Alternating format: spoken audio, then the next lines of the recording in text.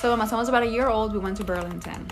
It was early in the morning. I remember I dropped my daughter off at school and I went straight to Burlington. When we get there, I head over to the clothes section. The minute I get to that section, I can feel a presence. I try to ignore it because I'm with my son, so I'm just there trying to interact with him, you know, trying to keep him entertained. You know, he's a year old. And I continue to feel this presence just getting closer and closer and closer to where we're at, to the point where I'm like, I need to go. Before I left, I took a picture of him because he looks so cute.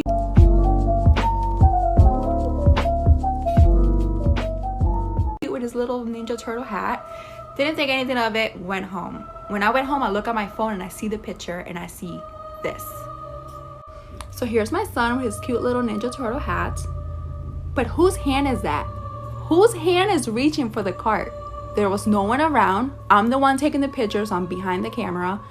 It doesn't even have fingernails. Whatever it was, we never figured it out. What is a creepy, unexplained childhood experience that you had? So I've been going back and forth on if I even want to share this story, but figure I'll just go ahead and share it. I grew up in Colombia. On this day, my grandmother asked me to go to the corner store and buy her some butter. On my way there, I run across one of my friends from school, so we started like laughing and joking and like walking together. He offers to walk me the rest of the way. Mind you, we're like 7 years old at the time. We get to the store, I get the butter, we're still joking around. The lady behind the register keeps looking at me weird. I don't really think anything of it. We walk back towards my house. When he gets to a certain point, he goes, "This is the furthest I can go." And I was just like, okay, like, you know, I'll see you at school, you know, bye. I get home, don't think anything of it. The next morning, my grandma wakes me up and says, "Hey, did you know one of your friends from school passed away?" When she tells me who it is, I'm like, there's no way. I just saw him yesterday. She goes, "There's no way you saw him yesterday. He's been dead for 2 days."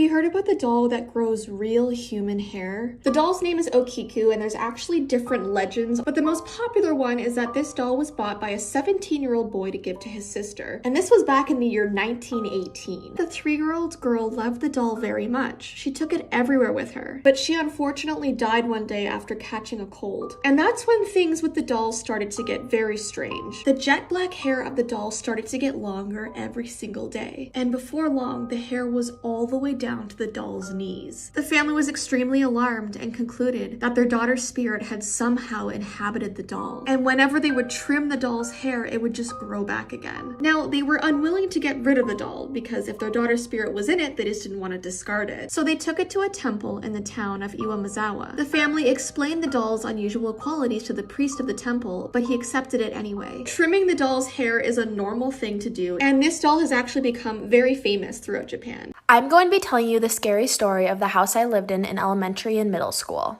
It was a 3-bedroom house, 1 bedroom in the basement and 2 bedrooms upstairs. Because I was the oldest, I got put in the bedroom in the basement. Right when we moved in, I already had creepy feelings about the house. I hated being downstairs by myself. One day I dropped a $20 bill behind my dresser. I decided to move my dresser all by myself, and behind the dresser was this door. It wasn't a normal door, it was really short and just squared. It was also glued off, so I couldn't get into it. Me and my neighbor, who were best friends, worked at it for days to get into it. We finally got it open, and inside was another room. It was almost like an underground attic. The walls were wooden, the ceiling was wooden. There was no carpet, but it smelled awful. My parents found out and they were super mad at me for opening the room. They of course put that dresser in front of that door for a reason because they knew I would explore it.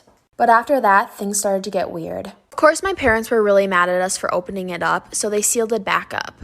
They just didn't want us to get hurt from all the rusty nails or if there was mold inside. But I think we released something when we opened that door and a lot of things started to happen. First, I started having night terrors to the point where I would scream at the top of my lungs and not wake up. My parents would have to come downstairs and wake me up and put me back to bed. Then, every single night, I would have this reoccurring dream that me, my mom, and my brother were all at a picnic at the beach. This super old lady would walk up to us and she would take me. She then would lock me up in the room behind my dresser. This dream would reoccur every single night for months. It scared me so much that I started to not sleep at night. I developed insomnia and would only sleep for 2 to 3 hours per night at only 8 years old. There was a couple nights where I swear I saw the old lady standing in the corner of my room. My parents just thought I was hallucinating from no sleep though. Because I wasn't sleeping and developed insomnia, my parents took me to a sleep therapist. The only thing the therapist gave me was a bunch of sleeping pills. Even though the sleeping pills worked, it made my dreams so much worse. I even started walking in my sleep. I would wake up all the time not in my bed. My covers would be all the way across the room like someone had dragged them over there. One night, one of my best friends slept over and we heard knocking coming from the door behind my dresser. That night when we went to bed, she started speaking really creepy gibberish in her sleep. I had to go get my mom to wake her up.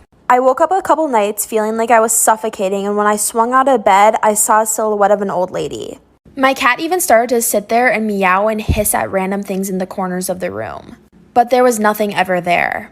It got so bad to the point where I moved up into my brother's room. This was the day that someone attempted to kidnap my sister. So my family and I went on a trip to Paris back in 2014, I believe. And on one of the days, we really wanted to go see the catacombs. And I don't know if this is normal, but there was a super long line there, and they told us we had to wait for about 2 to 3 hours. So to pass the time, we were sort of just exploring, walking around the streets, looking at stuff. And my sister and I were probably walking about 10 meters in front of my parents. Now, this was a very crowded area. People were everywhere. We were like a can of sardines or something. And suddenly this man in the crowd grabs my sister's arm and starts pulling her through the crowd of people. And I was the only one closest to her, so I started screaming, going after this man. I even started kicking him. And I was so worried that I was gonna lose her in this crowd. Well, my dad saw us screaming, he ran over and he threw this guy across the road. I'm not even kidding. The man ran away and I just cannot believe that happened. This is why you should always keep a weapon in your car for self-defense. When I was in college, I worked as an Uber driver on the weekends to make some extra money. It wasn't my favorite thing to do, and every once in a while there would be some old man trying to talk to me and get my number. I always ignored it and kept driving, keeping my phone next to me in case anything got out of hand. One night, I got a request to pick up someone from a bar. It was late at night and I was tired from a long day of driving, but I decided to pick up the guy because he was only a mile away and his destination was 4 miles away from the bar. When I picked this guy up, I noticed he took the front passenger seat. I don't usually like when people sit next to me, however, I let him stay because he wasn't trying to talk to me. He didn't seem drunk, but he kept looking over his shoulder in the rearview mirror, which should have been the first red flag. About 5 minutes into the drive, he started talking to me. He asked me where I was from and about my family, and we had small talk. When we were about 3 minutes away, he started asking me if I lived with anyone. This is when I started getting creeped out. I told him that I lived with my boyfriend and my mom also lived a few minutes away. I also casually threw in that my dad was a cop, but that didn't stop him because the next thing I knew, his hand was on my thigh.